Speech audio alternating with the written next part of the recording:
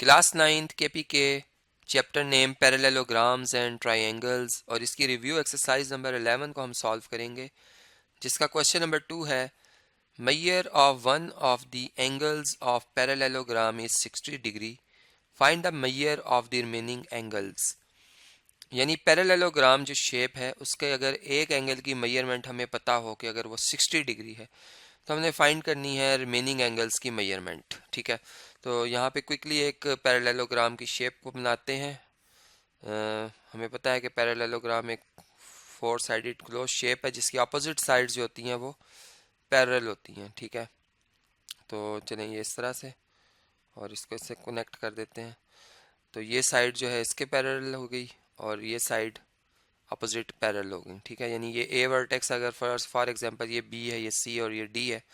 ठीक है, तो अब इसमें एक एंगल चूंकि उन्होंने हमें बताया हुआ है कि वो 60 डिग्री का है, तो कोई सा भी एक एंगल रख लेते हैं। फॉर एग्जांपल अगर ये 60 डिग्री का है तो इसके ऑपोजिट जो एंगल होगा वो भी 60 का होगा। ठीक है, तो हम यहाँ पे लिखेंगे कि जो मेजर एंगल ए है और जो मेजर एंगल सी है वो बराबर है। ठीक है, तो इसका मतलब अगर ए 60 डिग्री है तो फिर एंगल जो सी है वो भी 60 का आ जाएगा, 60 डिग्री का आ जाएगा। अब ये बात हमें क्लियर हो गई। दूसरी बात ये कि एंगल बी जितना ही मेजरमेंट का उतना ही एंगल डी भी मेजरमेंट में है। ठीक है, और दूसरी बात ये कि ये जो सेम साइड के ऊपर दोनों एंगल बन रहे हैं इस पैरेललोग्राम में ए और बी, ये दोनों सप्लीमेंट्री एंगल्स भी हैं, यानी इन दोनों का सम 180 डिग्री के बराबर होता है।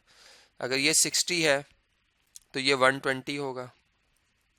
ठीक है, और अगर ये 120 है तो फिर ये भी 120 होगा। यानी इसको हम यूं लिखेंगे कि इन a parallelogram, in a parallelogram, ठीक है, क्या बात हम लिखेंगे इसमें कि जो एंगल ए है मेजरमेंट में प्लस एंगल बी जो है मेजरमेंट में, इन दोनों का सम बराबर है 180 डिग्री के।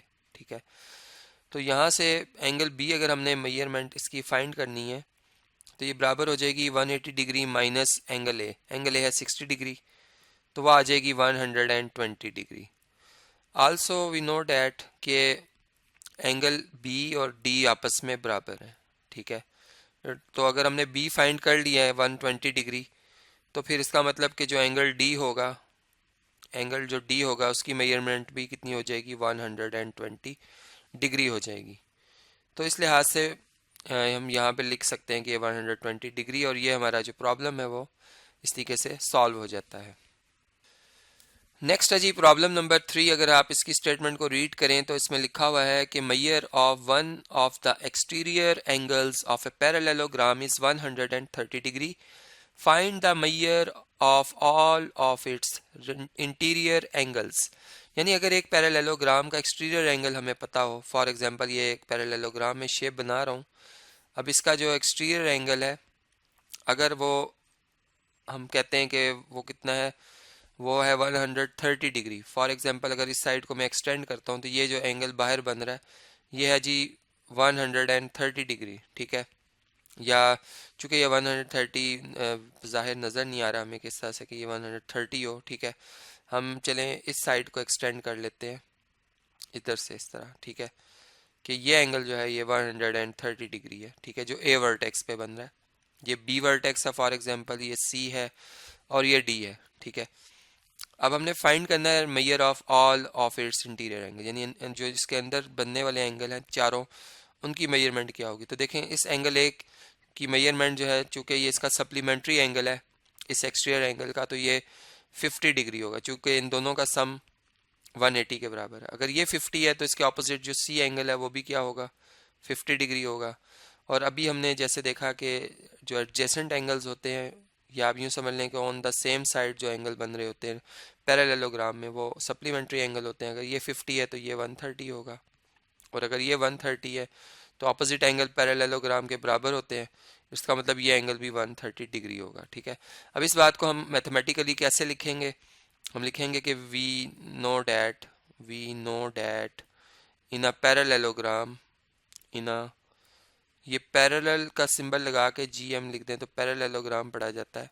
ठीक है, कि जो जो इसमें एंगल ए है वो किसके बराबर है, एंगल सी के बराबर है। ठीक है, एंड और ये भी हमने देखा कि ये एंगल जो ए है, अगर फ़र्ज़ करें ये पॉइंट ई है, तो हम ये कह सकते हैं कि जो मैयर एंगल ई ए सी है, इस बल्कि ई ए बी है, ठीक है, और जो Maihar angle B A D है, ये दोनों सप्लीमेंट्री एंगल है, यानी इन दोनों का सम किसके बराबर है, 180 डिग्री के बराबर है।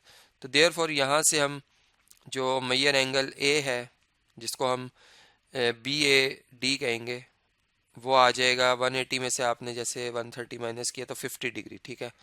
तो अगर ये 50 है तो देयरफॉर मैयर एंगल सी जो है वो कितना है, वो 50 डिग्री हो गया था, ठीक है।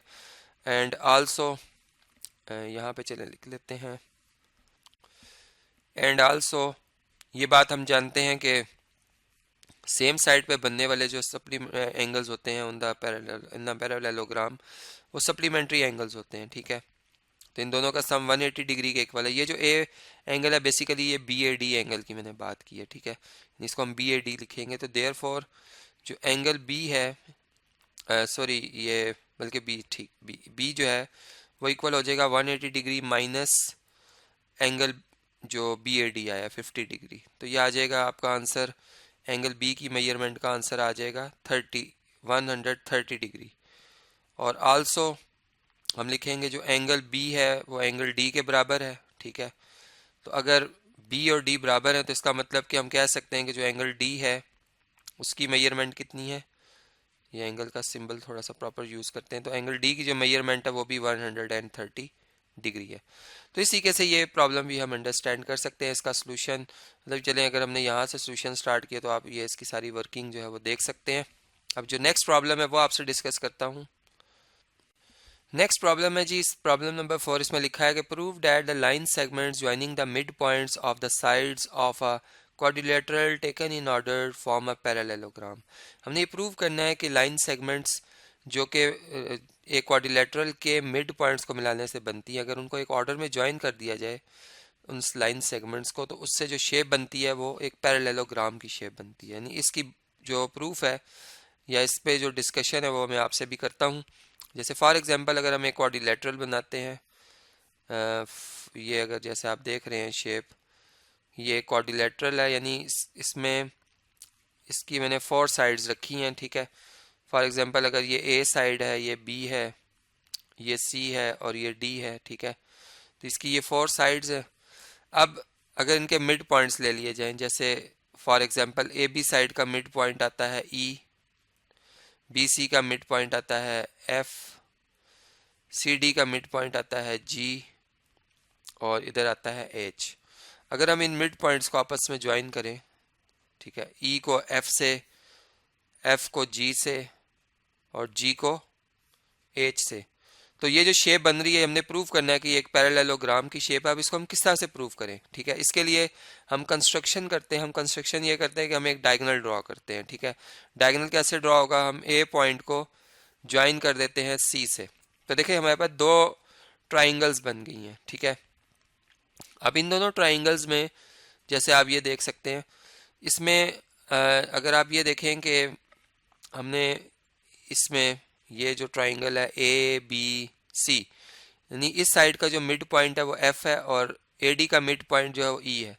तो ई जो है वो पैरेलल होगा किसके, ए सी के। ये एक थ्योरम है, उसको हमने पढ़ रखा है कि अगर ट्राइंगल की 2 साइड के मिड पॉइंट्स को ज्वाइन किया जाए तो उनसे बनने वाली लाइन सेगमेंट ट्राइंगल की 3rd साइड के साथ पैरेलल होती है, ठीक है।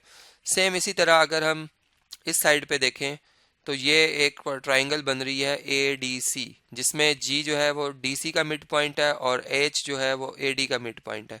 तो जी एच से को ज्वाइन करने से जो लाइन बनेगी वो ए सी के पैरेलल है। यानी हमने यहाँ से बात नोट की कि जो जी एच लाइन सेगमेंट है वो एक ही टाइम में पैरेलल है ए सी के, और ए सी जो है वो पैरेलल है किसके, ई एफ के। तो हम ये कह सकते हैं कि तीनों लाइंस पैरेलल है, यानी कि जी एच जो साइड है वो किसके पैरेलल है, वो ई एफ साइड के पैरेलल है, ठीक है। तो यानी एक मतलब समझ लें कि यहाँ पर एक कंडीशन हमने प्रूव कर ली, ठीक है। सिमिलरली अगर हम अब दूसरा मतलब जो है डायगोनल ड्रॉ करते हैं, दूसरे डायगोनल को चले मैं एक डिफरेंट कलर में ड्रॉ करता हूँ जो इससे ज़रा डिफरेंट हो। चलें ये कलर यूज़ करता हूँ मैं, डी को मैंने बी से ज्वाइन किया, ठीक है। अब देखिए ये ट्राइंगल इस तरह से बन गई, ठीक है। अब इस ट्राइंगल में आप ये देखें कि इस ट्राइंगल का जो मिड पॉइंट है, ये ट्राइंगल चूंकि इस तरह से बनी हुई, तो इसकी जो ये साइड एच ई है या ई एच है, ये बेसिकली डी बी के पैरेलल क्यों होगी, क्योंकि इस ट्राइंगल का एक मिड पॉइंट जो है वो एच है और एक ई है, दोनों साइड के, मतलब ए बी साइड का और ए डी साइड का मिड पॉइंट को अगर आप मिलाते हैं तो ये जो एच ई साइड बनती है वो डी बी के पैरेलल बनती है, ठीक है। सेम इसी तरह अगर आप इस तरफ को देखते हैं तो ये एक ट्राइंगल बन रही है डी सी बी।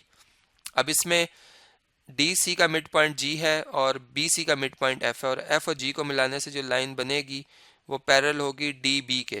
तो हम कह सकते हैं कि तीनों लाइंस आपस में पैरेलल हैं, ठीक है। तो हम यहाँ पे एक स्टेटमेंट और लिखेंगे, आल्सो हमने जो देखा इसमें भी सी डैट कि एच ई जो साइड है, ठीक है, वो पैरेलल है डी बी के, और डी बी जो है वो पैरेलल है जी एफ के, ठीक है। तो देयर फॉर यहाँ से बात क्लियर होगी कि एच ई जो साइड है वो पैरेलल है जी एफ साइड के, ठीक है। ये आ गई सेकंड स्टेटमेंट। तो दोनों स्टेटमेंट्स को अगर कंबाइन करें तो ओवरऑल हमने क्या चीज़ स्टडी की, अगर मैं ये बाकी सारी लाइंस को मिटा दूं, ठीक है, ताकि उससे ज़रा हम आसानी के साथ एनालिसिस कर सकें, कि हमने ये ओवरऑल स्टडी किया कि जो एक ग्रीन कलर में आपको एक क्वाड्रिलेटरल नज़र आ रहा है, ठीक है, ये बीच वाली लाइंस अगर मैं सारी मिटा देता हूँ, यहाँ से रेस कर देता हूँ, ठीक है, ये वाली जो डायगोनल्स मैंने बनाए थे बेसिकली, अगर मैं इनको बीच में से मिटा देता हूँ इस तरीके से, तो हमने इसमें से क्या एनालिसिस किया कि ये जो आपको एक क्वाड्रिलेटरल नज़र आ रहा है इसकी अपोजिट साइड्स पैरेलल है, यानी E F side H G के पैरेलल है और एच ई साइड जो है वो जी एफ के पैरेलल है, ठीक है। इसका मतलब एक ऐसा क्वाड्रिलेटरल जिसकी अपोजिट साइड पैरेलल हो वो होता है पैरेललोग्राम, ठीक है। तो यहाँ से हम ये बात कह सकते हैं फ्रॉम 1 एंड 2, ठीक है, यानी इन दोनों स्टेटमेंट्स को अगर हम कंबाइन करें, हम यहाँ पे लिखेंगे from equations E Q N, short form है फ्रॉम इक्वेशंस 1 एंड 2, ठीक है। हमने बात स्टडी की कि ये जो शेप है एच ई एफ जी, ये क्या है, इट इज़ अ पैरेललोग्राम, ठीक है। यानी इसमें पैरेलल का सिंबल बल्कि प्रॉपर ड्रॉ करते हैं इस तरीके से, ये पैरेलल का सिंबल आ गया और आगे हम जी एम लिख देते हैं पैरेललोग्राम, तो ये प्रूव हो जाता है, हैंस प्रूव। लास्ट में हम इसके लिख सकते हैं कि जी हैंस प्रूव्ड, ठीक है, यहाँ पे लिख भी सकते हैं हैंस प्रूव्ड। अब इसकी जो जितनी भी रीजनिंग्स हैं, लॉजिक्स हैं, वो मैंने आपको एक्सप्लेन कर दिए हैं, ठीक है। आप अगर इसको प्रॉपर जैसे थ्योरम की फॉर्म में लिखना चाहते हैं तो वैसे भी लिख सकते हैं, कंस्ट्रक्शन के लिहाज से जैसे मैंने कंस्ट्रक्शन की थी उसको भी एक्सप्लेन कर सकते हैं आप, ठीक है। तो ओवरऑल हमने ये जो प्रॉब्लम है वो अंडरस्टैंड किया।